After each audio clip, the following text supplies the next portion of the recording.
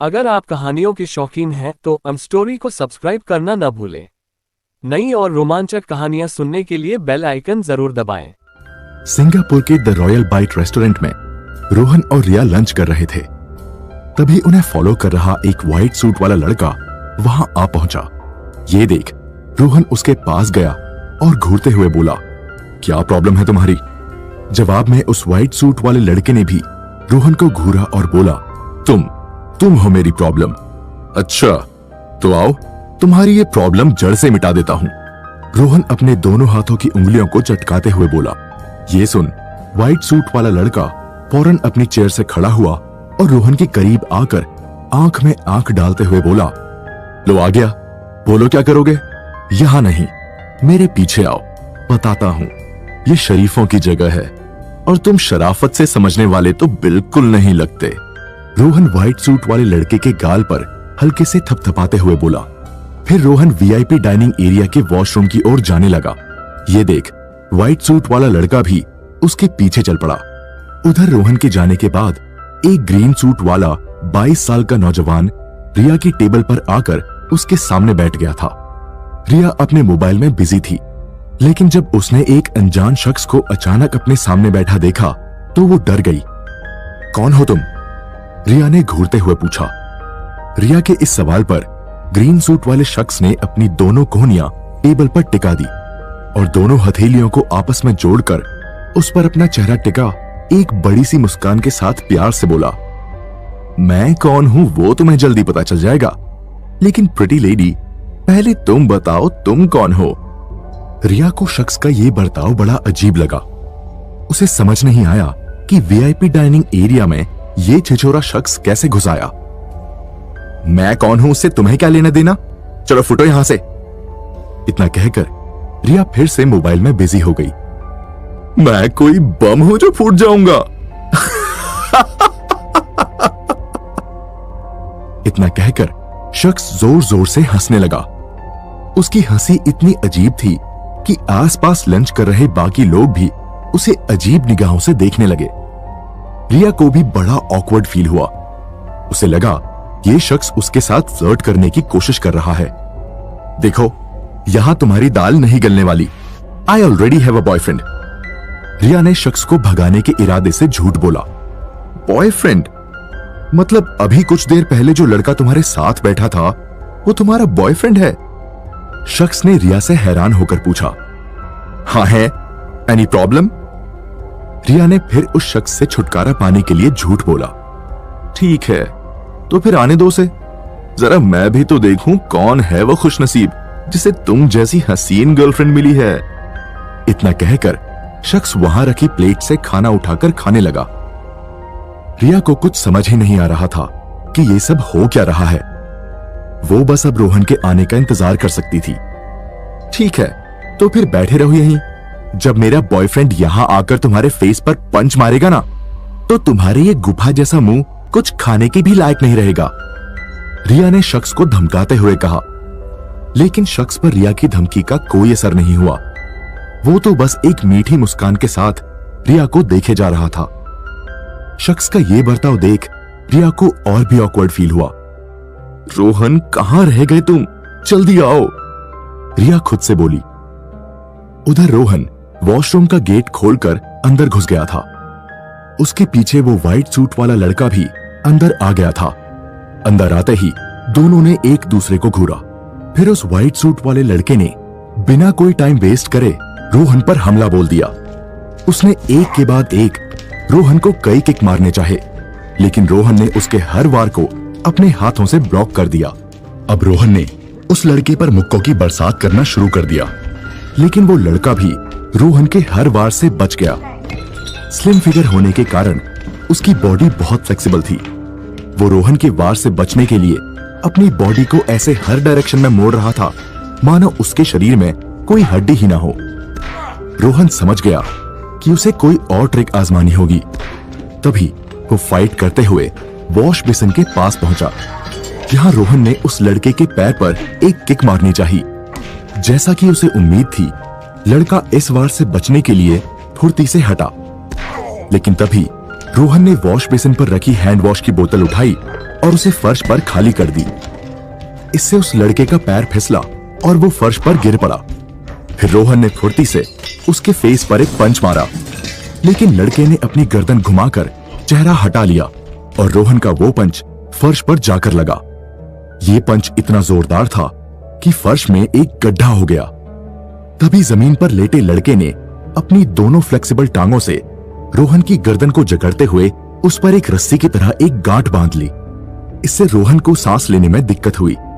फिर रोहन अपने पैरों पर खड़ा हुआ और उस लड़के की हाफ बॉडी को हवा में उछालकर जोर से वॉश बेसिन के ऊपर दे मारा।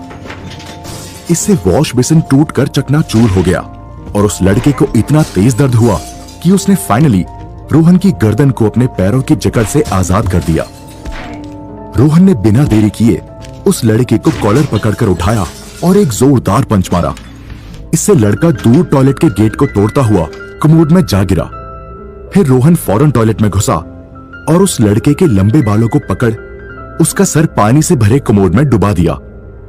रोहन ने उसे कुछ सेकंड तक वहीं रहने दिया और फिर सर बाहर निकालकर पूछा, कौन हो तुम? तुम्हारा बुरा वक्त, टॉयलेट के गंदे पानी से भीगे लड़के ने जवाब दिया। इस पर रोहन को गुस्सा आया और उसने दोबारा उसका सर कमोड में डुबो दिया। फिर कुछ सेकंड बाद उसे बाहर निकालकर पूछा, क्या चाहते हो?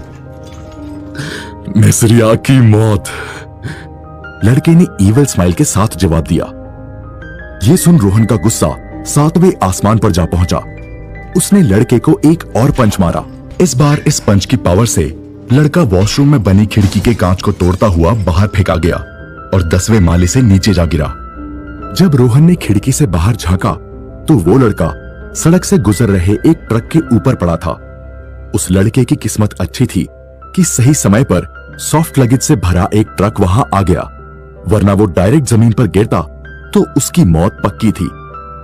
कुछ ही सेकंड में वो ट्रक और उसके ऊपर घायल पड़ा वो लड़का दोनों ही रोहन की नजरों से ओझल हो गए। उधर डाइनिंग एरिया में वो ग्रीन सूट वाला शख्स अभी भी रिया को इरिटेट कर रहा था। वो रोहन की प्लेट में रखा खाना ऑलमोस्ट खत्म कर चुका था। लगता है आपका बॉयफ्रेंड आपसे प्यार नहीं करता, इसलिए आप जैसी खूबसूरत लड़की को इतनी देर अकेला छोड़ दिया, शख्स ने खाने की आखिरी बाइट खाते हुए कहा।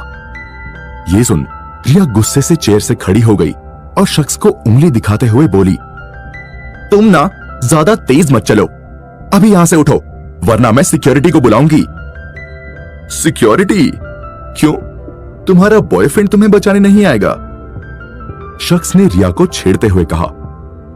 क्या चल रहा है यहां? पीछे से एक भारी आवाज आई।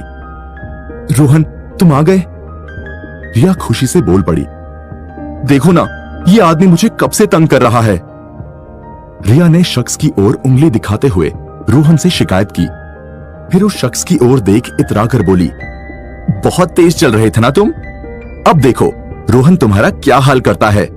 अच्छा, जरा मैं भी तो देखूं कौन है तुम्हारा वो बॉयफ्रेंड जिसके दम पर तुम इतना उछल रही थी। ग्रीन सूट वाले शख्स ने कहा और अपनी चेयर से खड़ा हो गया। हालांकि पीछे खड़े रोहन ने अभी भी इस शख्स का चेहरा नहीं देखा था, क्योंकि वो रोहन को पीठ दिखाकर खड़ा था। रोहन ने पीछे से ही शख्स का कॉलर पकड़ा और गुस्से से बोला, क्या चाहते हो तुम? तभी वो शख्स पलटा और रोहन को देख मुस्कुराते हुए बोला, एक जादू की झप्पी। ये सुनते ही रिया कंफ्यूज हो गई। वहीं रोहन ने जैसे ही इस शख्स का चेहरा देखा, उसके चेहरे से गुस्सा अचानक गायब हो गया। वो बेहद खुश और हैरान हुआ। रोहन कुछ और रिएक्ट करता उसके पहले उस शख्स ने रोहन को पकड़कर कस के गले लगा लिया। रोहन भी खुशी खुशी उसके गले मिला। उधर रोहन को इस शख्स से खुशी खुशी गले मिलता देख कंफ्यूजन के मारे रिया के सर में दर्द होने लगा। उससे रहा नहीं गया। वो गले मिल रहे रोहन और उस शख्स के पास गई और दोनों को अलग करते हुए गुस्से से बोली, ये क्या भरत मिलाप चल रहा है यहाँ? रोहन तुम ये क्या कर रहे हो?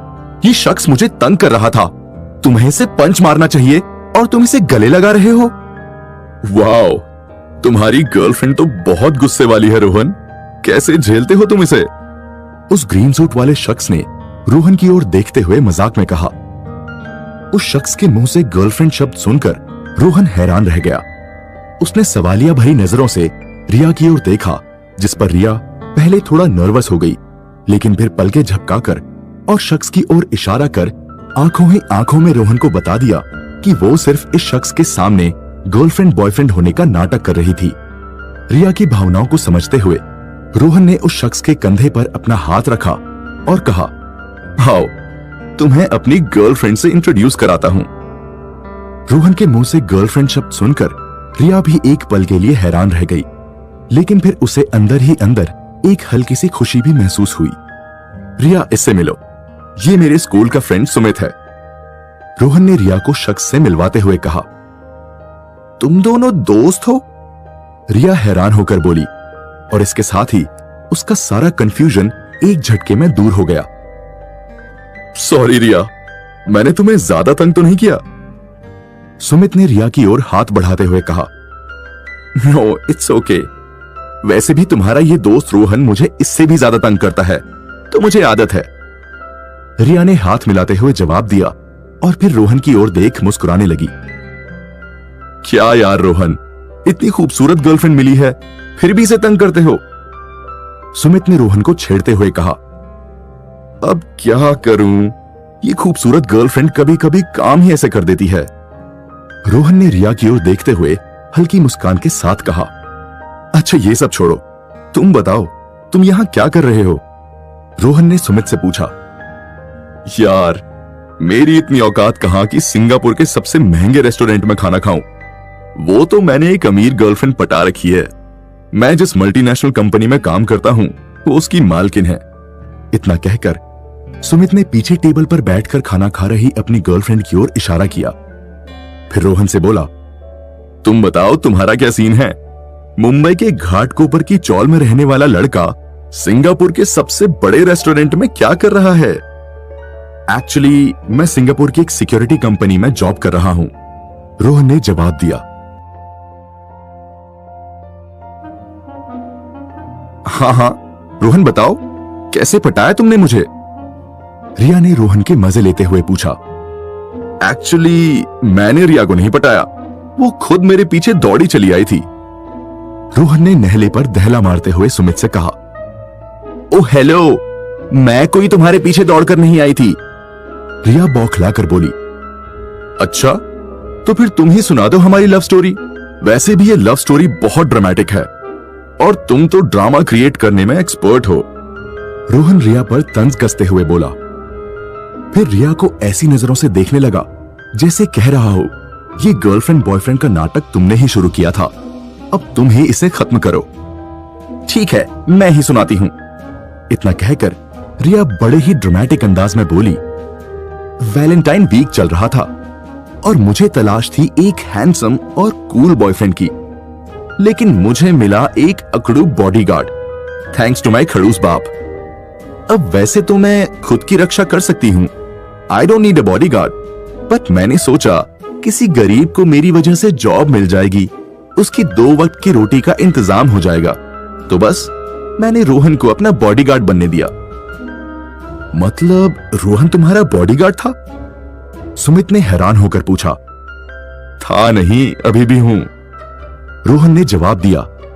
हाँ तो फिर आगे क्या हुआ? सुमित की गर्लफ्रेंड रोशनी ने पूछा। अब रोहन कहने को तो मेरा बॉडीगार्ड था, लेकिन मेरी ब्यूटी और इंटेलिजेंस देखकर उसका दिल मेरे लिए धड़कने लगा और मैं उसकी क्रश बन गई। रिया आगे की स्टोरी सुना ही रही थी, तभी रोहन बीच में खांस दिया जैसे कह रहा हो कि ये कुछ ज्यादा नहीं हो गया।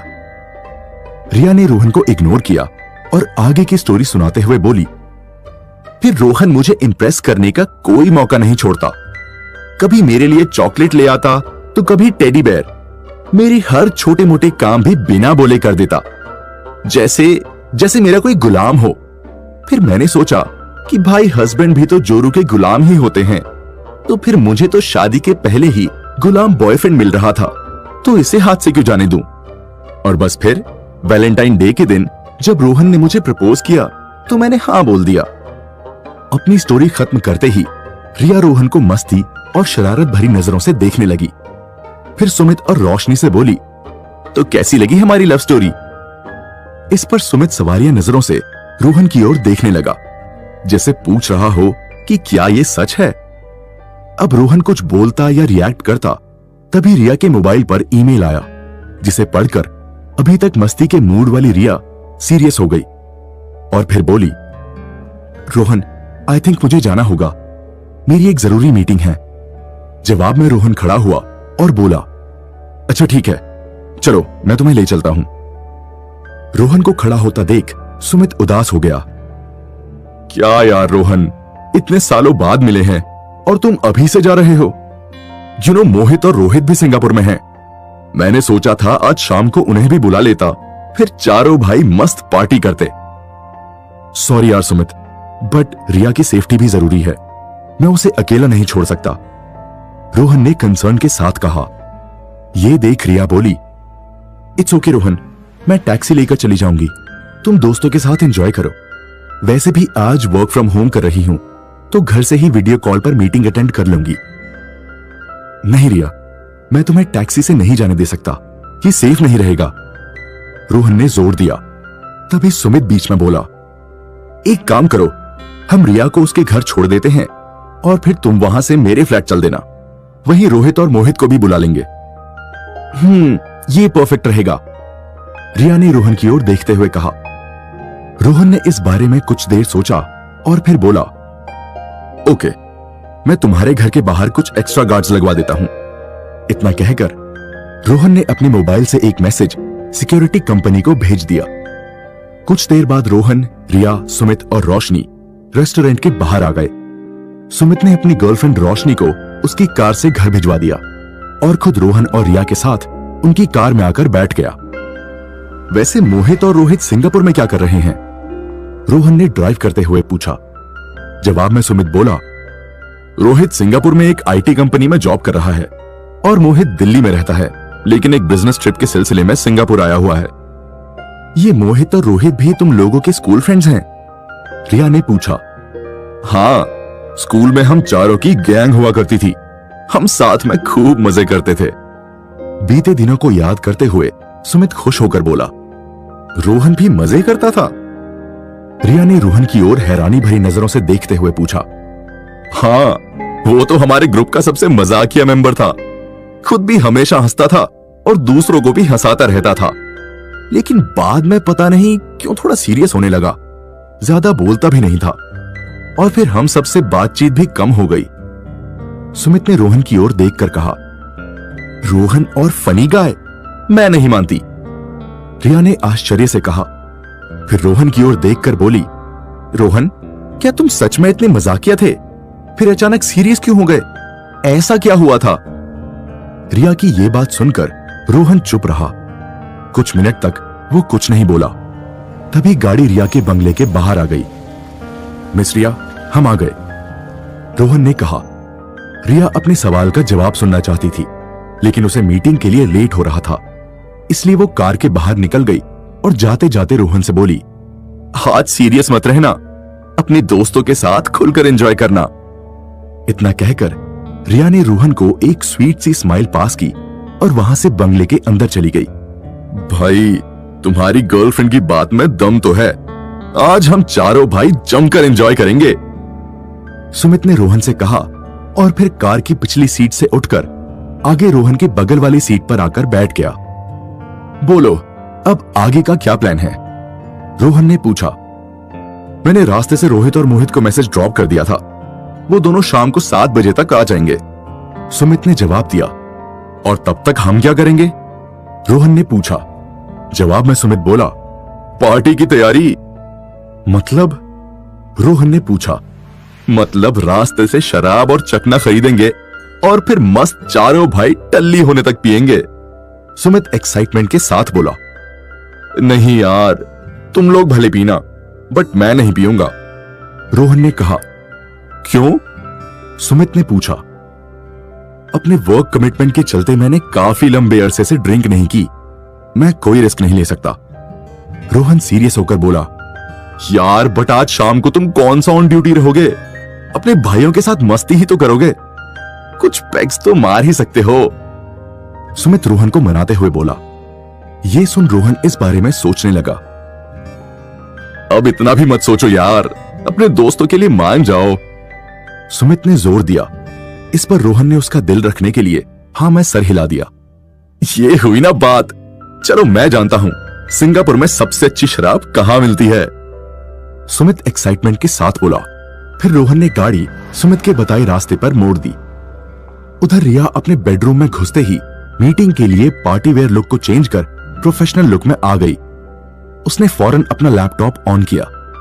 कुछ ही देर में उस पर एक वीडियो कॉल आया। रिया ने जैसे ही इसे रिसीव किया, सामने ग्रे सूट पहना एक अधेड़ उम्र का शख्स दिखा। ये रिया का वही अमेरिका वाला क्लाइंट था जिससे डील कर रिया अपने ब्रांड ग्लो एंड शाइन के प्रोडक्ट्स अमेरिका में लॉन्च करना चाहती थी। हेलो मिस रिया, कैसी हैं आप? ग्रे सूट वाले शख्स ने अपनी भारी आवाज में पूछा। मैं ठीक हूं मिस्टर फर्नांडिस, आप कैसे हैं? रिया ने स्वीट टोन में जवाब दिया। I am absolutely fine. मेरे पास तुम्हारे लिए एक गुड न्यूज है। मैंने तुम्हारे प्रपोजल के बारे में फिर से सोचा, तुम्हारे भेजे प्रोडक्ट्स भी ट्राई किए एंड गेस व्हाट, हमें वो पसंद आए। मिस्टर फर्नांडिस की ये बात सुनते ही रिया के चेहरे पर खुशी की लहर दौड़ गई। दैट्स ग्रेट मिस्टर फर्नांडिस, मतलब आप ग्लो एंड शाइन को अमेरिका में लॉन्च कर रहे हैं? रिया ने गर्मजोशी के साथ कहा। या काइंड ऑफ। मिस्टर फर्नांडिस ने थोड़ा हिचकिचाते हुए कहा। मतलब मैं समझी नहीं। रिया ने कंफ्यूज होकर पूछा। इस पर मिस्टर फर्नांडिस ने शर्ट की टाई एडजस्ट की और बोले, देखो रिया, द सीन इज हम तुम्हारे प्रोडक्ट्स अमेरिका में लॉन्च तो करेंगे but not under glow and shine brand name. हम उसे अमेरिका के ऑलरेडी एस्टैब्लिश्ड ब्रांड के अंडर लॉन्च करेंगे। यह सुनते ही रिया की खुशी गायब हो गई। वो टेंशन में आकर बोली, मतलब प्रोडक्ट्स मेरे होंगे और ब्रांड नेम किसी और का? Yes exactly. मिस्टर फर्नांडिस बोले। ये सुन रिया थोड़ी अग्रेसिव हो गई और बोली, नो वे, मुझे ये मंजूर नहीं। मैंने इस ब्रांड को बनाने में बहुत मेहनत की है और अब इस मेहनत का क्रेडिट मैं इतनी आसानी से किसी और को नहीं लेने दे सकती। सोच लो मिस रिया, ये एक बहुत बड़ी अपॉर्चुनिटी है और इस डील के बदले तुम्हें अच्छा खासा पैसा भी मिलेगा। मिस्टर फर्नांडिस ने रिया को लालच दिया। सॉरी मिस्टर फर्नांडिस, बट हर चीज पैसों से नहीं खरीदी जा सकती। मैं अपने ब्रांड नेम के साथ ही अमेरिका में प्रोडक्ट्स लॉन्च करना चाहती हूं। रिया ने फुल कॉन्फिडेंस के साथ अपनी बात सामने रखी। ठीक है रिया, फिर जैसी तुम्हारी मर्जी। वैसे मेरा ये ऑफर अगले कुछ दिनों तक वैलिड है। If you change your mind then call me. इतना कहकर मिस्टर फर्नांडिस ने कॉल कट कर दिया। फिर रिया उदास होकर बेड पर लेट गई और फ्रस्ट्रेटेड होकर खुद से बोली, आई कांट बिलीव दिस। मैं इस फालतू की डील के लिए लंच बीच में छोड़कर यहां आई। आई होप रोहन अपने दोस्तों के साथ एंजॉय कर रहा होगा। उधर ड्रिंक लाइक अ प्रो नाम की वाइन शॉप के बाहर रोहन की गाड़ी आकर रुकी। भाई विस्की, वोडका, रम या बियर, बोलो क्या पियोगे? सुमित ने रोहन से पूछा। जो तुम लोग पियोगे मैं भी वही पी लूंगा, रोहन ने जवाब दिया। एक काम करता हूं, सबकी एक एक बोतल ले आता हूं, सुमित ने बड़ी सी स्माइल के साथ कहा और फिर वाइन शॉप में चला गया। सुमित का ये बचपना देख रोहन के चेहरे पर हल्की सी मुस्कान आई। कुछ देर बाद सुमित ढेर सारी शराब की बोतलें लेकर आया और कार के अंदर आकर रोहन के पास बैठ गया। तुम तो सबकी सिर्फ एक एक बोतल ही लाने वाले थे ना, ये तो बहुत ज्यादा दिख रही हैं। रोहन ने सुमित के हाथ में रखी ढेर सारी बोतलों को देखकर कहा, वो मैंने सोचा बच जाएगी तो चलेगा, लेकिन कम नहीं पड़नी चाहिए, सुमित ने कहा। यह सुनकर रोहन की हल्की सी हंसी छूट गई।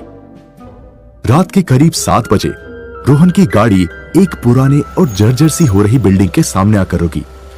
रोहन और सुमित कार से बाहर निकले।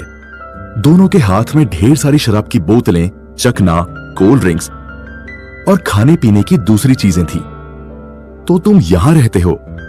रोहन ने 15 मंजिला पुरानी बिल्डिंग को देखकर पूछा। हाँ भाई, यही है अपना गरीब खाना, सुमित ने मुस्कुराते हुए जवाब दिया। बिल्डिंग के अंदर घुसते ही सुमित ने लिफ्ट का बटन प्रेस किया। तभी एक बजिंग साउंड सुनाई दी और लिफ्ट की लाइट ऑफ हो गई। शिट! फिर से लिफ्ट खराब हो गई। सुमित ने लिफ्ट के दरवाजे को पीटते हुए कहा, वैसे तुम्हारा फ्लैट कौन से माले पर है? रोहन ने पूछा। 15वें माले पर, सुमित ने नर्वस स्माइल के साथ जवाब दिया। 15वें माले तक रेस लगाना चाहोगे? रोहन ने हल्की मुस्कान के साथ भौहें उचकाते हुए कहा, जैसे स्कूल में लगाया करते थे। बड़ी सी स्माइल के साथ सुमित बोला। रोहन ने हां में गर्दन हिलाई और फिर दोनों ढेर सारा सामान हाथ में पकड़े हुए सीढ़ियों से होते हुए 15वें माले तक रेस लगाने लगे। इस दौरान रोहन के दौड़ने की स्पीड इतनी ज्यादा थी कि वो तीसरे माले के बाद से ही सुमित की नजरों से ओझल हो गया। उधर 10वें माले तक आते आते सुमित की स्पीड बहुत कम हो गई। उसे थकान महसूस हो रही थी और फिर जब वो 15वें माले पर आया तो बहुत जोर जोर से हाँफ रहा था। बहुत देर लगा दी? सीढ़ियों पर बैठे रोहन ने पूछा, जिसके माथे पर थकान की एक शिकन तक नहीं थी। भाई, मुझे तो ऐसा लग रहा था मैं हाफते हाफते यहीं मर जाऊंगा। सुमित ने हाथ में रखा सारा सामान जमीन पर फेंकते हुए कहा। वैसे तुम्हारा फ्लैट नंबर कौन सा है? रोहन ने पूछा। 1503। सुमित ने जवाब दिया। तुम्हारे साथ कोई और भी रहता है क्या? रोहन ने कहा। नहीं, क्यों? सुमित ने पूछा। 1503 का गेट ओपन है। रोहन ने खुले दरवाजे की ओर इशारा करते हुए बताया। लेकिन सिंगापुर में शाम के 7 बजे थे। सुमित रोहन को लेकर अपने फ्लैट पर आया था, लेकिन फ्लैट का दरवाजा पहले से खुला था। अंदर से बर्तनों के गिरने की आवाजें आ रही थी। सिचुएशन को देखते हुए रोहन ने सुमित को पीछे कर दिया और खुद गन लेकर फ्लैट की ओर धीरे धीरे बढ़ने लगा। ये एक मीडियम साइज का 1 BHK फ्लैट था। सबसे पहले रोहन हमले की पोजीशन में हॉल के अंदर घुसा, लेकिन उसे वहां कोई नजर नहीं आया। उधर सुमित भी रोहन के पीछे डरते हुए हॉल में आ गया। तभी किचन से फिर बर्तनों की आवाज आई। लगता है किचन में कोई है। रोहन किचन की ओर गन पॉइंट करते हुए बोला। लेकिन अलमारी तो बेडरूम में है, ये चोर किचन में क्या कर रहा है? सुमित ने कंफ्यूज होकर पूछा। अभी पता चल जाएगा। रोहन किचन की ओर बढ़ते हुए बोला। रोहन जैसे ही किचन में आया, उसने देखा एक लंबा सा शख्स फ्रिज का गेट खोले खड़ा था। वो फ्रिज में अपना सर घुसाए कुछ टटोल रहा था। कौन हो तुम? यहां क्या कर रहे हो? रोहन ने अपनी गन शख्स की ओर पॉइंट कर पूछा। मैं वो हूं जो बचपन में तुम्हारे बैग से टिफिन चोरी कर खाया करता था। फ्रिज के अंदर मुंह घुसाए खड़े शख्स ने जवाब दिया। ये सुन रोहन कंफ्यूज हो गया। चुपचाप अपने दोनों हाथ ऊपर कर पलटो, वरना। रोहन ने शख्स को वार्निंग दी। वरना क्या? सालों बाद मिल रहे अपने बचपन के दोस्त को ही मार दोगे? शख्स ने कहा और फिर फाइनली पलटकर अपना चेहरा दिखाया। उस शख्स का चेहरा देखते ही रोहन खुश हो गया और बोला, मारेंगे नहीं, हाथ मिला लेंगे। कैसे हो रोहित, मेरे दोस्त? इतना कहकर रोहन ने अपनी गन जेब में रख ली और रोहित से हैंडशेक करने के लिए हाथ आगे बढ़ाया। हाथ मिलाने से काम नहीं चलेगा, गले लगाना पड़ेगा। आखिर इतने सालों बाद जो मिल रहे हैं। इतना कहकर रोहित ने रोहन को कसकर गले लगा लिया। इतनी देर में सुमित भी वहां आ गया। वाह बेटा, तुम दोनों भाई गले मिल रहे हो, और मेरा क्या? हाँ तो तू भी आजा, तुझे किसने रोका है? रोहित इशारे से सुमित को बुलाते हुए बोला, जिस पर सुमित ने भी उन दोनों को खुशी से गले लगा लिया। उधर आहूजा कॉरपोरेशन का मालिक गिरीश आहूजा किसी जरूरी मीटिंग के लिए ऑफिस से बाहर जा रहा था। वो काफी जल्दबाजी में था और टेंशन में दिख रहा था। सर, मेरी मानिए तो इस मीटिंग में मत जाइए, मुझे कुछ गड़बड़ लग रही है। आहूजा के पर्सनल असिस्टेंट अभिमन्यु ने कहा। 40 साल का लंबा चौड़ा अभिमन्यु गिरीश आहूजा का बेहद खास था। वो उसका सबसे वफादार और भरोसेमंद बंदा था। आहूजा के दुश्मनों से लेकर उसके बिजनेस और पर्सनल लाइफ तक अभिमन्यु की सब पर कड़ी नजर रहती थी। नहीं अभिमन्यु, मैं ये मीटिंग कैंसिल नहीं कर सकता। यदि मैंने ऐसा किया तो बिग बुल बहुत गुस्सा हो सकते हैं। वैसे भी इन दिनों वो मुझसे नाराज हैं, तो मैं और रिस्क नहीं ले सकता। इतना कहकर आहूजा कार की पिछली सीट पर बैठ गया। ठीक है सर, फिर मैं भी आपके साथ चलता हूं, अभिमन्यु बोला और आहूजा के बगल में बैठ गया, जबकि कार की अगली सीट पर ड्राइवर और हथियारों से लैस आहूजा का बॉडीगार्ड बैठा था। ड्राइवर, जल्दी चलो, आहूजा ने कहा। जी सर, ड्राइवर ने जवाब दिया और गाड़ी आगे बढ़ा दी। आहूजा की गाड़ी के आगे और पीछे भी एक एक गाड़ी चल रही थी। ऐसा उसकी सिक्योरिटी को ध्यान में रखकर किया गया था। कुछ दूर चलने के बाद आहूजा की गाड़ी अचानक झटके से ऊपर उछली। क्या था ये? आराम से गाड़ी चलाओ, अभिमन्यु ने ड्राइवर को फटकार लगाते हुए कहा। सॉरी सर, वो अचानक से बड़ा स्पीड ब्रेकर आ गया था, ड्राइवर ने जवाब दिया। इस झटके की वजह से आहूजा अपनी सीट से थोड़ा ऊपर उछल गया था, जिससे उसकी जेब में रखा पर्स नीचे गिर गया था। जब आहूजा पर्स उठाने के लिए नीचे झुका तो उसने देखा कि पर्स में उसकी मरी हुई बीवी की तस्वीर बाहर आ गई थी। आहूजा ने वैसे तो बीवी के जीते जी कभी अपने पर्स में उसकी तस्वीर नहीं रखी थी, लेकिन बीवी के मरने के बाद वो उसे बहुत मिस करने लगा था और तब से अपने पर्स में हमेशा उसकी तस्वीर रखता था। आहूजा ने इस तस्वीर को उठाया और देखते हुए बोला, काश तुम जिंदा होती तो शायद रिया और मेरे बीच इतनी दूरियां भी नहीं होती। मैंने खुद को एक ऐसे दलदल में फंसा लिया है जिससे निकल पाना अब नामुमकिन है, और मुझे डर है कि हमारी बेटी रिया भी इसमें न फंस जाए। लेकिन मैं कोशिश कर रहा हूं, मेरी फैलाई इस गंदगी को साफ करने की, हमारी बेटी को बचाने की। आहूजा इमोशनल होकर ये सब कुछ सोच ही रहा था कि तभी एक बुलेट बिजली की रफ्तार से आई और कार की खिड़की को तोड़ती हुई आहूजा के कान के पास से गुजरी। आहूजा कुछ समझ पाता उसके पहले पास बैठा अभिमन्यु चिल्लाया, सर नीचे झुकिए, और फिर उसने आहूजा को पकड़कर कार की सीट के नीचे धकेल दिया। तभी एक सेकंड बाद कार पर ताबड़तोड़ फायरिंग शुरू हो गई।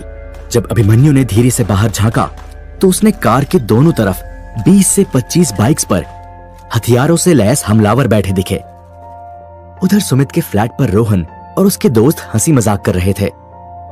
अच्छा रोहित, ये बता तू मेरे फ्लैट में घुसा कैसे? मैं तो लॉक करके गया था, सुमित ने जिज्ञासा के साथ पूछा। अरे वो छुटकू सा ताला तो कोई बच्चा भी तोड़ दे, और वैसे भी मैं बाहर खड़ा खड़ा बोर हो रहा था, सोचा अंदर आकर कुछ खा लूंगा, लेकिन तेरा किचन तो तेरी तरह कंगाल निकला, रोहित ने सुमित को छेड़ते हुए कहा। इसे कंगाल मत बोल रोहित, ये कुछ देर पहले मेरे साथ सिंगापुर के सबसे महंगे रेस्टोरेंट में खाना खा रहा था। रोहन सुमित के कंधे पर हाथ रखते हुए बोला। हाँ जानता हूँ, जरूर अपनी उस अमीर गर्लफ्रेंड को लेकर गया होगा, वरना इसकी जेब में इतना पैसा कहाँ कि नॉर्मल रेस्टोरेंट में भी खाना अफोर्ड कर सके, रोहित ने सुमित को छेड़ते हुए कहा। बेटा बस एक बार रोशनी से मेरी शादी हो जाने दे, फिर मैं एक झटके में तुम सबसे अमीर बन जाऊंगा, सुमित ने रोहित को चिढ़ाते हुए कहा। वैसे मोहित कहाँ रह गया? रोहन ने पूछा। वो भी बस आता ही होगा, रोहित बोला। तभी डोरबेल बजी। जब सुमित ने दरवाजे पर जाकर देखा तो बोला, लो नाम लिया और शैतान हाजिर।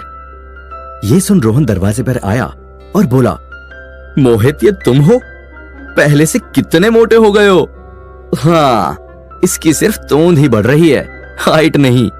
पीछे खड़ा रोहित 4 फुट 8 इंच लंबे मोहित का मजाक उड़ाते हुए बोला। चुप कर रोहित, तुझे तो मैं बाद में देखता हूँ, पहले रोहन से गले मिलने दे, इतने सालों बाद अपना भाई मिला है। इतना कहकर मोहित ने रोहन को गले लगा लिया। ये सही है, हम चारों लंगोटिया यार फिर से एक हो गए हैं, अब शुरू होगी असली पार्टी। इतना कहकर सुमित ने शराब की बोतलें खोलना शुरू कर दी। उधर आहूजा की कार पर 20 से 25 बाइक राइडर्स ने हमला बोल दिया था। सर, इन लोगों को आपको मारने किसने भेजा होगा? कार की सीट के नीचे घुसकर बैठे अभिमन्यु ने आहूजा से पूछा। पता नहीं, मेरे कई दुश्मन हैं, उनमें से कोई भी हो सकता है, आहूजा ने इतना कहकर कार के बाहर हल्का सा झांकने की कोशिश की, लेकिन तभी एक गोली उसके बालों को छूती हुई निकली। आहूजा इस बार बाल बाल बचा। सर आप ऊपर मत देखिए, मैं इन लोगों को संभालता हूं, अभिमन्यु ने कहा। फिर उसने अपनी गन निकाली और खिड़की से फायर कर एक बाइक सवार को ढेर कर दिया।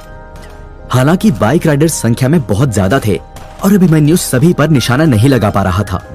उधर आहूजा की आगे वाली सीट पर बैठा बॉडीगार्ड भी अपनी बंदूक से इन हमलावरों पर फायरिंग कर रहा था।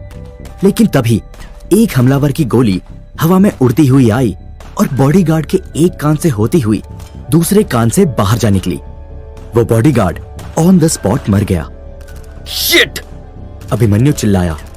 फिर उसने अपना मोबाइल निकाला और आहूजा की गाड़ी के आगे और पीछे चल रही गाड़ी की सिक्योरिटी को कॉल कर बोला, तुम लोग क्या अंदर बैठे बैठे लूडो खेल रहे हो? जल्दी इन सब मच्छरों से पीछा छुड़ाओ। हम कोशिश कर रहे हैं सर, सामने से जवाब आया।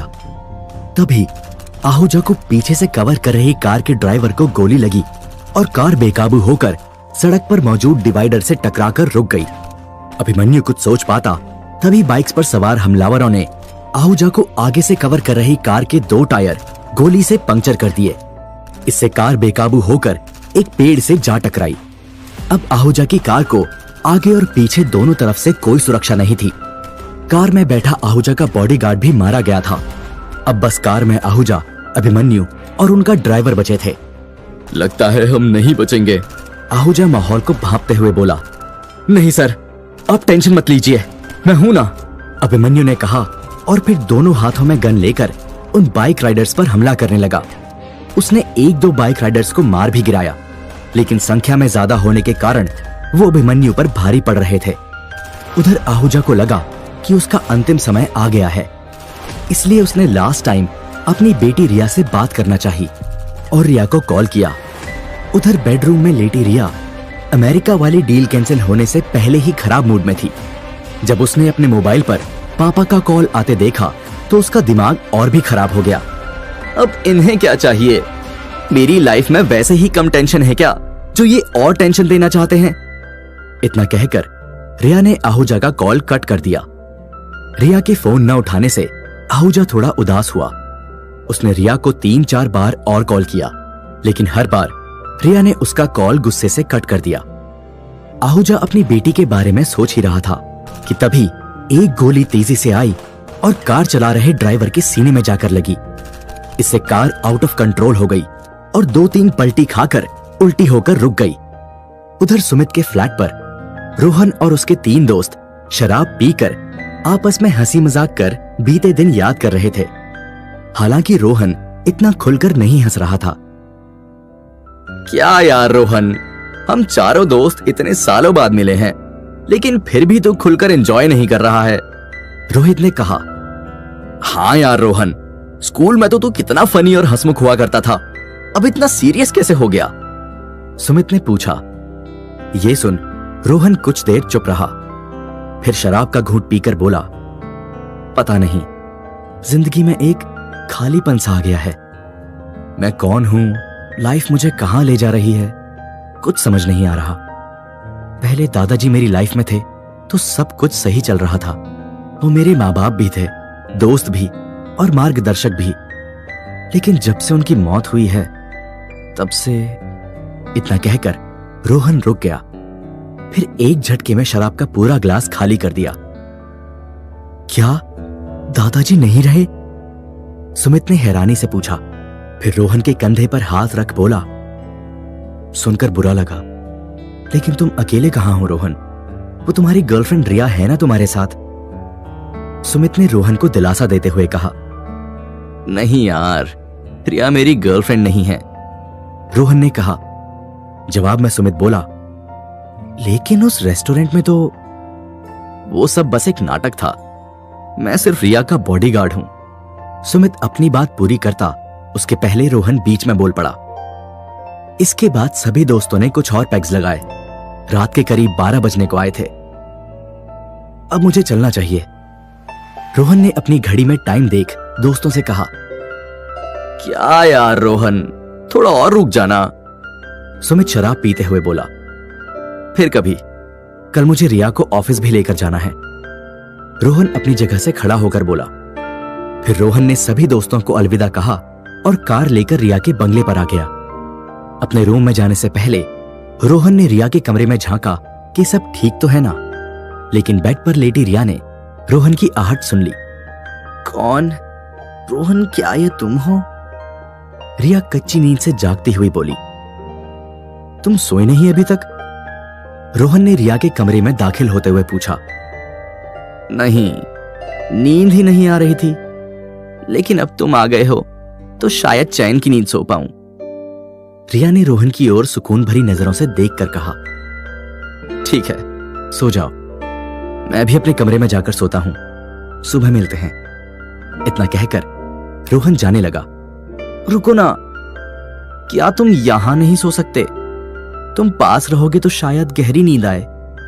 वैसे भी आज मेरा मूड बहुत खराब है। रिया रोहन को रोकते हुए बोली। क्यों, क्या हुआ? सब ठीक? रोहन ने कंसर्न के साथ पूछा। कुछ खास नहीं, बस एक बिजनेस डील कैंसिल हो गई। तुम बताओ, तुम्हारी पार्टी कैसी रही? दोस्तों के साथ एंजॉय किया?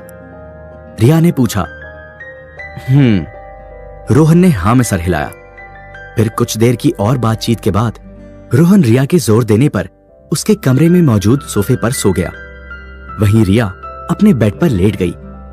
अगली सुबह रिया का फोन बजा। रोहन, जरा देखोगे कौन है? रिया वॉशरूम से चिल्लाई।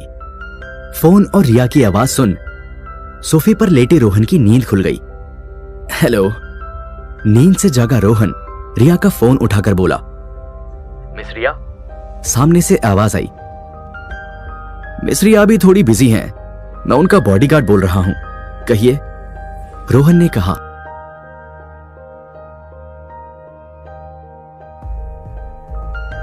रोहन को फोन पर खबर मिली थी कि आहूजा पर जानलेवा हमला हुआ है।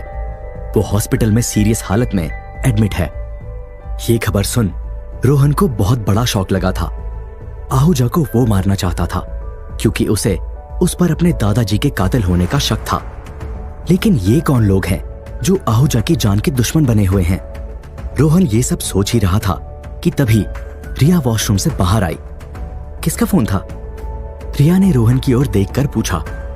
रोहन को समझ नहीं आया कि वो रिया को ये बैड न्यूज कैसे दे। वो रिया के पास गया और बोला, हमें फौरन सीएचएल हॉस्पिटल जाना होगा। इस पर रिया कंफ्यूज हो गई और बोली, हॉस्पिटल? लेकिन क्यों? तुम्हारी तबीयत तो ठीक है? हाँ, मैं बिल्कुल ठीक हूं, लेकिन तुम्हारे पापा मिस्टर आहूजा, वो। रोहन आगे कुछ कहता उसके पहले ही रिया हैरान होकर बोल पड़ी, पापा? क्या हुआ पापा को? उन पर जानलेवा हमला हुआ है, रोहन ने कहा। हमला? रिया ने चौंक कर कहा। फिर रोहन की ओर चिंता भरी निगाहों से देखकर बोली, वो ठीक तो है ना? लेकिन हमें जल्द हॉस्पिटल चलना होगा।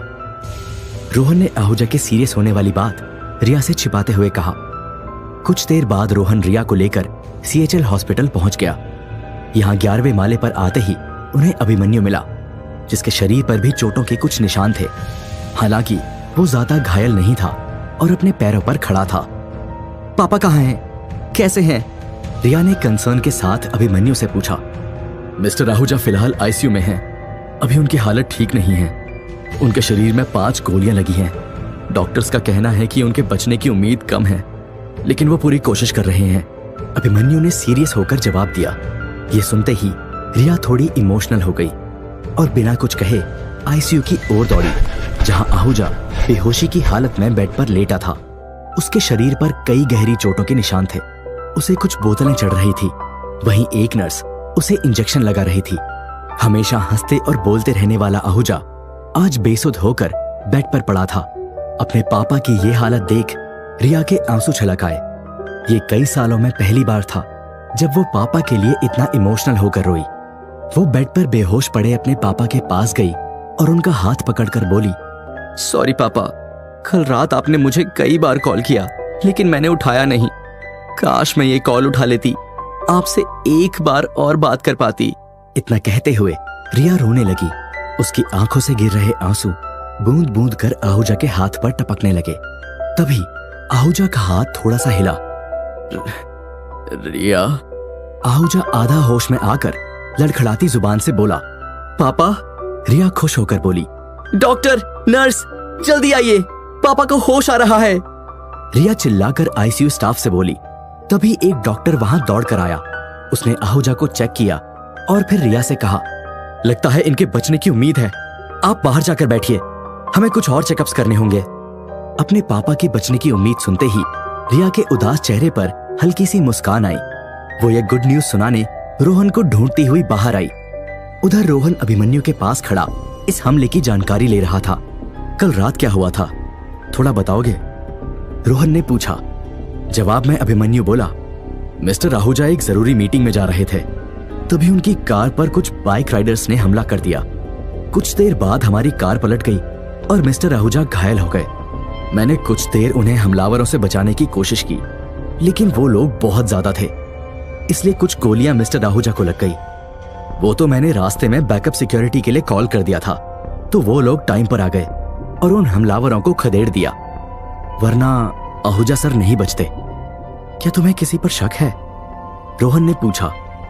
अब कोई एक नाम हो तो बताऊं। आहूजा सर के कई सारे दुश्मन हैं, ये उनमें से कोई भी हो सकता है, अभिमन्यु ने जवाब दिया। वैसे मिस्टर आहूजा के इतने दुश्मन बने कैसे? रोहन ने पूछा। अब अभिमन्यु कुछ कहता तभी रिया पीछे से भागते हुए आई। पापा को होश आ गया है, रिया खुश होकर चिल्लाई। ये सुनते ही अभी तक टेंशन में खड़े अभिमन्यु ने राहत की सांस ली। वो रिया की बात सुनते ही आईसीयू की ओर चला गया। इधर रिया और रोहन बेंच पर बैठ गए। पता है रोहन, कई सालों में आज पहली बार पापा को देखकर मैं इमोशनल हो गई, वरना उनसे इतनी ज्यादा नफरत करने लगी थी कि सोचती थी कि वो मर भी जाएंगे तो मुझे कोई फर्क नहीं पड़ेगा। लेकिन आज जब मैंने उन्हें सचमुच मरने की कगार पर देखा तो अंदर से टूट गई। यदि वो सचमुच मर जाते तो पता नहीं मैं क्या करती। मैंने भले ही उनसे नफरत की हो, लेकिन उन्हें अपने आसपास देखते रहने की आदत सी हो गई है, जैसे तुम्हारी भी हो गई है। इतना कहकर रिया थोड़ी इमोशनल हो गई और रोहन के कंधे पर सर रखकर आंखें बंद कर ली और चैन की सांस ली। इससे रोहन थोड़ा अनकंफर्टेबल हुआ, लेकिन रिया के इमोशंस को देखते हुए उसने उससे दूर नहीं किया। हालांकि रिया ने उससे जो बातें कही उससे वो और भी कंफ्यूज हो गया। यदि आहूजा ने सच में रोहन के दादाजी को मरवाया था तो रोहन आहूजा को आज नहीं तो कल मार ही देगा। लेकिन फिर रिया का क्या होगा? वो इस पर कैसे रिएक्ट करेगी? अभी तक तो उसे अपने पापा की कोई परवाह नहीं थी, लेकिन अब तो रोहन को रिया का एक दूसरा ही साइड देखने को मिल रहा था। लेकिन आहूजा को मारने के बाद रिया मेरे बारे में क्या सोचेगी?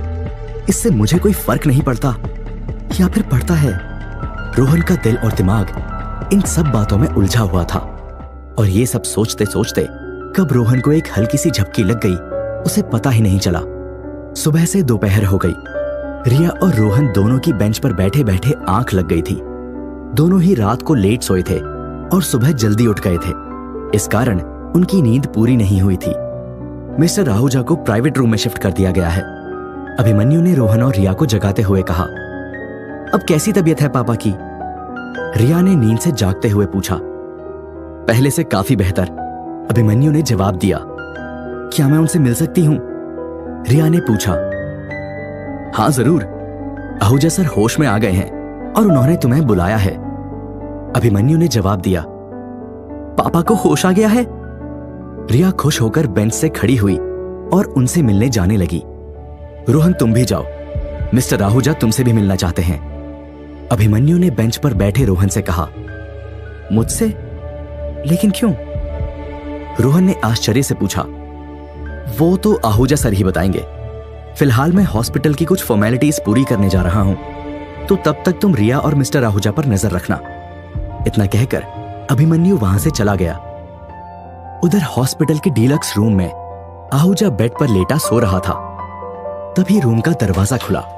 इसकी आहट से आहूजा की नींद खुली और उसने अपनी आंखों के सामने रिया को पाया। रिया, तुम आ गई बेटा, इतना कहकर आहूजा उठने की कोशिश करने लगा। ये देख रिया दौड़कर उनके पास आई और उन्हें वापस लेटाते हुए बोली, नहीं पापा, आप लेटे रहिए, आपको आराम की जरूरत है। इस पर आहूजा ने रिया को प्यार भरी नजरों से देखा और थोड़ी कोशिश के बाद रिया का हाथ पकड़ते हुए बोला, रिया, मुझे माफ करना बेटा, मैं एक अच्छा पिता नहीं बन सका। इट्स ओके पापा, अभी आप ये सब मत सोचिए, सिर्फ आराम कीजिए, रिया पापा की हथेली पर अपनी हथेली रखते हुए बोली। काश मैं तुम्हारी बीमार माँ की अच्छे से केयर करता, तो शायद आज वो जिंदा होती, मेरी भी केयर करती। लेकिन लगता है अब मैं अकेले ही इस बेड पर मरूंगा, जैसे वो मरी थी। इतना कहकर आहूजा की आंखों से आंसू निकलने लगे। जो हो गया उसे भूल जाइए पापा, हम एक नई शुरुआत करेंगे, रिया पापा के आंसू पोंछते हुए बोली। इससे आहूजा को उम्मीद की एक किरण दिखाई दी और उसके चेहरे पर एक हल्की मुस्कान छा गई। तभी रोहन कमरे में आ गया। कैसे हैं आप मिस्टर आहूजा? बेड से दूर खड़े रोहन ने पूछा। एकदम झकास, बस एक सिगार की कमी है, आहूजा ने बीमार आवाज में मजाक करते हुए कहा। पापा, अगले 6 महीने तक सिगार पीना तो दूर, मैं उसे आपको टच भी नहीं करने दूंगी, रिया ने कहा। ठीक है, अभी तुम ही मेरी बॉस हो, आहूजा ने मुस्कुराते हुए कहा। फिर रोहन को देख बोला, वैसे मेरी बेटी तुम पर भी ऐसे ही हुक्म चलाती है क्या? हाँ, पर अब मुझे आदत हो गई है, आफ्टर ऑल ये मेरी बॉस जो है, रोहन ने रिया को देखते हुए जवाब दिया। गुड, मुझे तो लगा था तुम रिया का गुस्सा देख 1-2 दिन में ही भाग जाओगे, लेकिन तुम अभी तक टिके हो, मतलब तुम में कुछ तो खास बात है, आहूजा ने कहा। इस पर रोहन चुपचाप खड़ा रहा और कुछ रिएक्ट नहीं किया।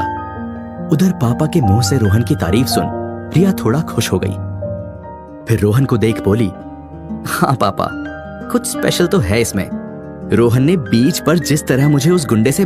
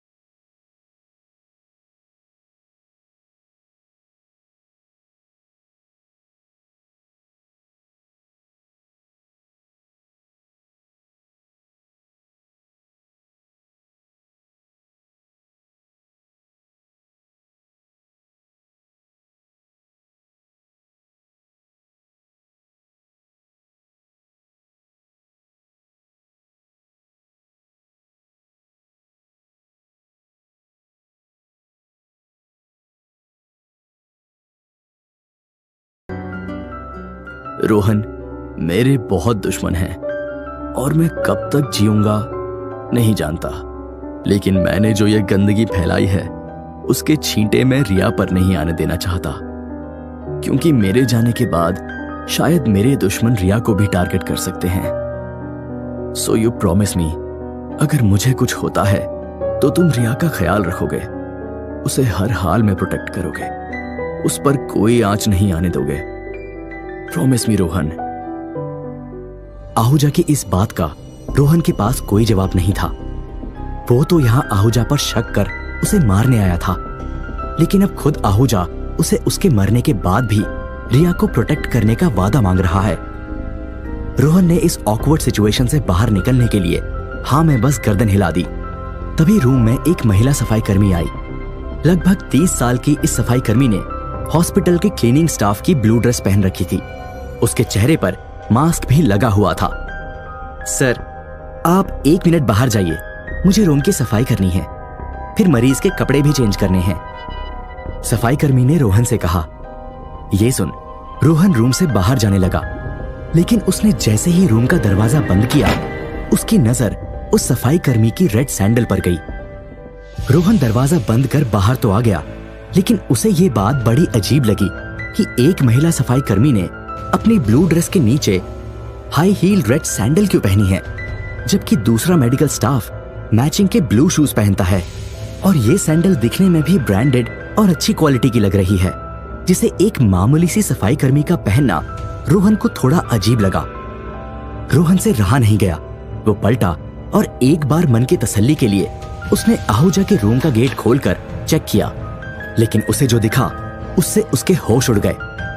रोहन ने देखा कि सफाई कर्मी के हाथ में एक खास तरह की नीडल थी जिसे उसने आहूजा के गले में बेरहमी से गाड़ दिया था। रुको, ये क्या कर रही हो? रोहन चिल्लाया। उधर उस नीडल की वजह से आहूजा का शरीर नीला पड़ने लगा, जिसे देख रोहन सफाई कर्मी पर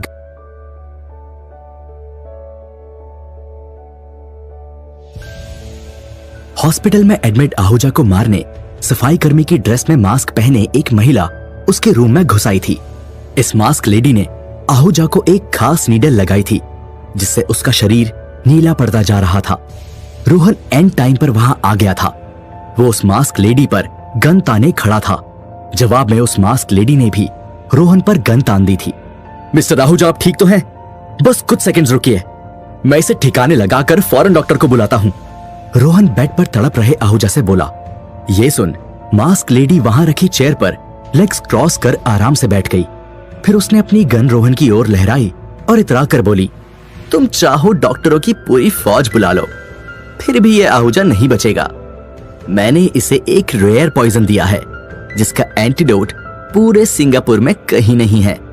ये पॉइजन 10 मिनट में अपना खेल दिखा देगा। इस आहूजा का मरना तो तय है, तुम अपनी सोचो। इतना कहते ही मास्क लेडी ने रोहन पर फायर कर दिया। रोहन झुका और जवाब में मास्क लेडी पर गोली चला दी, लेकिन उस मास्क लेडी ने बिजली की रफ्तार से बैठे बैठे ही अपनी चेयर 180 डिग्री रोटेट कर दी।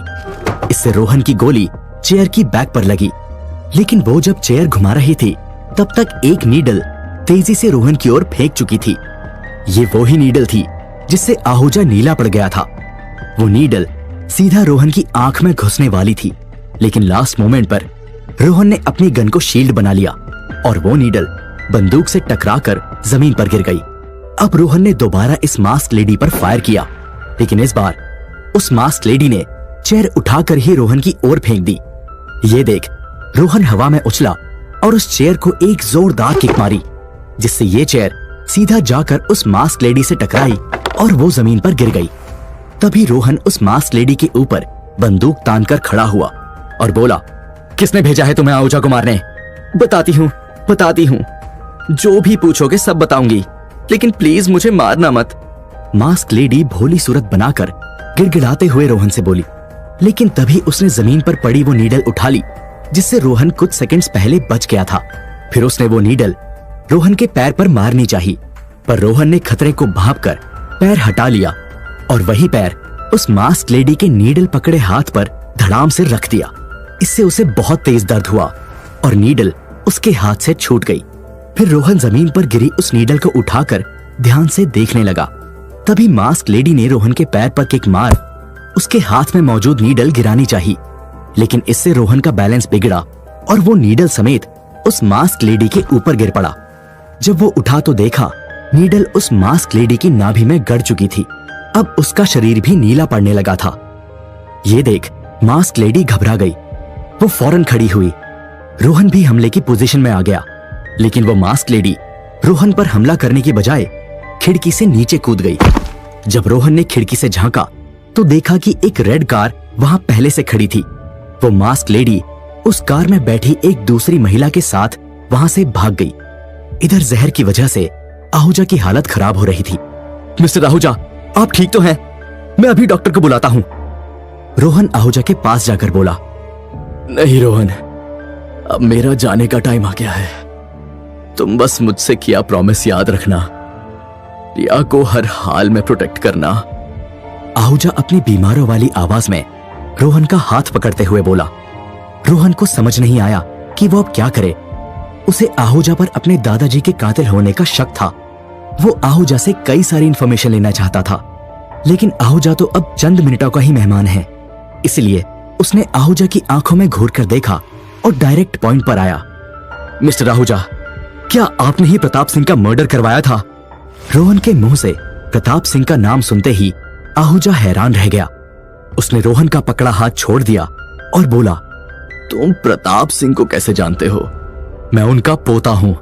रोहन ने आहूजा की आंखों में आंखें डालकर कहा, तो क्या तुम यहां अपने दादाजी की मौत का बदला लेने आए हो? आहूजा ने पूछा। हाँ, रोहन ने ऊंची आवाज में कहा। फिर तो तुम गलत जगह आ गए हो। आहूजा बोला। मतलब? रोहन ने कंफ्यूज होकर पूछा। मतलब तुम्हारे दादाजी को मैंने नहीं मरवाया। आहूजा ने कहा। तो फिर किसने मरवाया? जवाब जानने के लिए बेताब रोहन ने पूछा। उसी ने जिसने मुझे मरवाना चाहा। मेरे दुश्मन, मेरे ऊपर मौजूद लोग जो मुझसे भी ज्यादा पावरफुल हैं, जो सब कुछ कंट्रोल करते हैं।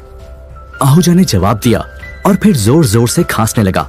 उस जहर का असर अब बढ़ता ही जा रहा था। कौन है ये लोग? कहां मिलेंगे आपके दुश्मन? रोहन ने आहूजा के बेहद करीब आकर पूछा। तुम बस रिया को प्रोटेक्ट करो। मेरे मरने के बाद वो उसके पीछे आएंगे और तब तुम खुद ब खुद उनके पास पहुंच जाओगे। इतना कहते ही आहूजा और भी तेज खांसने लगा। अब उसे एक एक सांस लेने में दिक्कत हो रही थी और अगले ही पल उसकी सांसें हमेशा के लिए थम गई। Mister Ahuja, mister Ahuja! रोहन ने आहूजा को हिलाते हुए कहा, लेकिन आहूजा ने कोई रिस्पॉन्स नहीं दिया। आहूजा कॉरपोरेशन का मालिक, सिंगापुर का जाना माना बिजनेस टाइकून गिरीश आहूजा अब नहीं रहा। वो मर चुका था। आहूजा की डेड बॉडी के पास बैठे रोहन को यकीन नहीं हो रहा था कि जिस आहूजा को ढूंढते हुए वो मुंबई से सिंगापुर तक आया था, वो अचानक दुनिया छोड़ चला गया। लेकिन जाने से पहले उसने रोहन को ऐसी जानकारी दी जिसे रोहन का दिमाग अभी भी नहीं पचा पा रहा था। उसके दादाजी का असली कातिल आहूजा नहीं बल्कि कोई और था। उसे ऐसा फील हो रहा था कि उसकी कहानी जहां से शुरू हुई थी फिर वहीं आकर रुक गई। लेकिन वो रुकने वाला नहीं था और अब उसे अपने दुश्मन तक पहुंचने के लिए रिया को प्रोटेक्ट करते रहना होगा। रोहन ये सब सोच ही रहा था कि तभी रूम का दरवाजा खुला। मिस्टर आहूजा, क्या हुआ इन्हें? इनका शरीर नीला क्यों पड़ गया है? रोहन, क्या किया तुमने? ये अभिमन्यु था जो आहूजा की डेड बॉडी के पास बैठे रोहन को शक भरी नजरों से देख रहा था। मैंने कुछ नहीं किया। इन पर हमला हुआ था। एक मास्क लेडी आई थी सफाई कर्मी बनकर। उसने इन्हें जहर दिया। मैंने उसे रोकने की कोशिश की लेकिन देर हो गई। वो भाग गई और मिस्टर आहूजा नहीं रहे। रोहन ने बिना किसी डर या हिचक के अपनी बात अभिमन्यु के सामने रखी। अभिमन्यु को अभी भी रोहन की स्टोरी पर शक था। वो कुछ और पूछता या कहता, तभी रिया रूम में मेडिसिन लेकर आ गई। पापा, क्या हुआ पापा को? रिया ने आहूजा की नीली बेसुध पड़ी बॉडी को देखकर पूछा। इस पर रोहन आहूजा के पास से उठकर रिया के पास आया और उसके कंधे पर हाथ रख बोला, I am sorry Riya, mister Ahuja अब नहीं रहे। रोहन के मुंह से यह शब्द सुनते ही रिया के हाथ में रखी मेडिसिन छूटकर जमीन पर गिर गई। फिर रिया ने रोहन को धक्का देकर दूर कर दिया और गुस्से से बोली, नहीं, तुम झूठ बोल रहे हो, कुछ भी मत बोलो। इतना कहकर रिया दौड़ते हुए बेड पर पड़े पापा के पास गई। रिया ने आहूजा की बॉडी को हग किया और उनके चेहरे को छूते हुए बोली, पापा, कुछ बोलिए पापा, देखो मैं हूं रिया, आपके लिए मेडिसिन लाई हूं, आप ठीक हो जाएंगे, हम दोनों एक नई शुरुआत करेंगे, अब मैं कभी आप पर नाराज नहीं होंगी। पापा, देखो ना पापा, आप कुछ बोलते क्यों नहीं? पापा! इतना कहकर रिया आहूजा की बॉडी को गले लगाते हुए जोर जोर से रोने लगी। रात के करीब 8 बजे आहूजा की डेड बॉडी को उसके बंगले पर ले जाया गया। रिया और अभिमन्यु भी साथ आ गए थे, लेकिन रोहन हॉस्पिटल और पुलिस की फॉर्मेलिटीज निपटाने के लिए रुक गया था। यहां के काम निपटाने के बाद वो भी आहूजा के बंगले के लिए कार से निकल गया। रास्ते में रोहन का फोन बजा। रोहन ने जैसे ही कॉल उठाया, सामने से आवाज आई, क्या मैंने सही सुना? आहूजा अब नहीं रहा? हाँ, लेकिन आपको इतनी जल्दी कैसे पता चला? अभी तो हमने ये बात मीडिया में भी नहीं आने दी। रोहन आश्चर्य से बोला, मुझसे कोई बात नहीं छिपी रहती, मेरे अपने कुछ सोर्सेस हैं, मुझे सबकी खबर रहती है। कॉल पर मौजूद शख्स ने कहा, यह शख्स कोई और नहीं बल्कि शाह ट्रेडर्स का मालिक जिग्नेश शाह था। मैं तुमसे एक बार मिलना चाहता हूं रोहन, जिग्नेश ने कहा। आज तो पॉसिबल नहीं है जग्गू अंकल, बट जैसे ही मैं फ्री होता हूं आता हूं, रोहन ने जवाब दिया। ठीक है, तो फिर जल्द मिलते हैं। इतना कहकर जिग्नेश ने कॉल कट कर दिया। जग्गू अंकल मुझसे क्यों मिलना चाहते हैं? रोहन ने मन ही मन सोचा। रात के करीब 9 बजे रोहन आहूजा के बंगले पर पहुंचा। ये बंगला रिया के बंगले से 5 गुना बड़ा और आलीशान था। कुछ सिक्योरिटी चेकिंग के बाद रोहन बंगले के अंदर दाखिल हुआ। बंगले के बाहर एक बड़ा सा गार्डन था। रोहन इस गार्डन से होता हुआ अंदर जा रहा था कि तभी उसकी नजर पेड़ पौधों की छटाई कर रहे एक बूढ़े शख्स पर पड़ी। ये वही शख्स था जो रोहन को दिन में अक्सर रिया के बंगले के गार्डन की कटाई छटाई करता दिख जाता था। उस बूढ़े शख्स की नजर जैसे ही रोहन पर पड़ी, उसने उसे ऊपर से नीचे तक एक बार घूर कर देखा, फिर वापस पेड़ पौधों की छटाई में लग गया। रोहन को यह बात बड़ी अजीब लगी। उसने शख्स को इग्नोर किया और बंगले के मेन गेट की ओर बढ़ गया। रोहन जैसे ही गेट के अंदर आया तो उसे एक बड़ा सा हॉल दिखा। इस हॉल में आहूजा की एक बड़ी सी फोटो लगी थी जिस पर फूलों का हार चढ़ा हुआ था। बंगले में काम करने वाले नौकर चाकर इधर उधर आ जा रहे थे। वो सभी काफी बिजी लग रहे थे। रोहन को समझ नहीं आया कि वो किसे रोके और क्या करे। उसकी नजरें रिया को ढूंढने लगी। पूरी आहूजा फैमिली और उनके बिजनेस में सिर्फ वो रिया को ही अच्छे से जानता था, बाकी सब उसके लिए अनजान थे। रोहन को रिया तो नहीं दिखी, लेकिन आहूजा का असिस्टेंट अभिमन्यु दिख गया। रिया के बाद अभिमन्यु आहूजा के वर्ल्ड में सेकंड फेमिलियर फेस था, इसलिए वो अभिमन्यु के पास आकर खड़ा हो गया, जो यहाँ की व्यवस्था संभाल रहा था। क्या चल रहा है यहाँ? रोहन ने पूछा। कल सुबह मिस्टर आहूजा की शोक सभा है, उसी की तैयारियां चल रही हैं। अभिमन्यु ने जवाब दिया। मिस रिया कहाँ हैं? रोहन ने पूछा।